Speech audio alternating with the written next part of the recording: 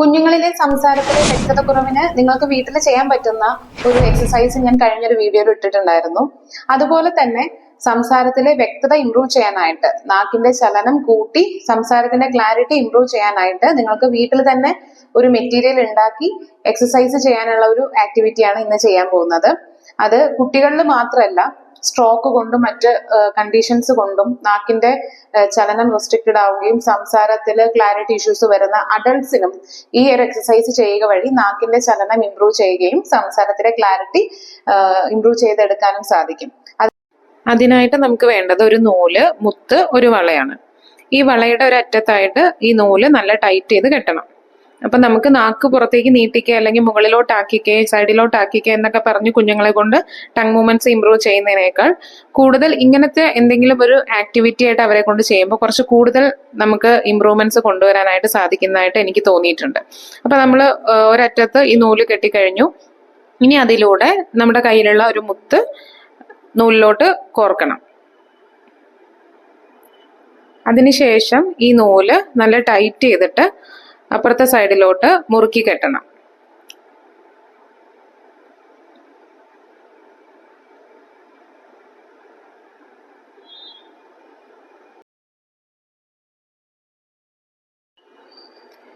അങ്ങനെ മുത്തു കോർത്തതിന് ശേഷം ഈ നൂല് നല്ല ടൈറ്റ് ചെയ്ത് കെട്ടണം.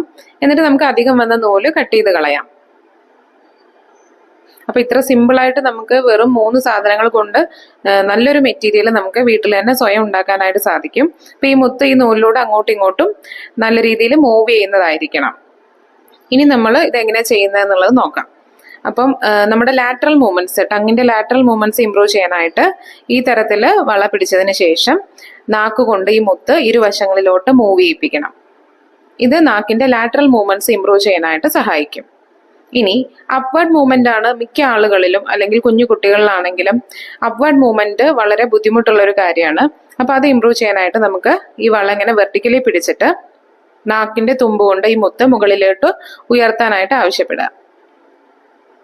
അത് മാത്രമല്ല, നമുക്ക് ഇത് ഹോൾഡ് ചെയ്ത് വെച്ചിട്ട് കൗണ്ട് ചെയ്യിപ്പിച്ചിട്ട് നമുക്ക് ആക്ടിവിറ്റി ആയിട്ട് ചെയ്യിപ്പിക്കാം. അതായത് 10 വരെ കൗണ്ട് ചെയ്യുന്നത് വരെ നാക്ക് മുകളിലോട്ട് ഉയർത്തി വെച്ചിരിക്കുക.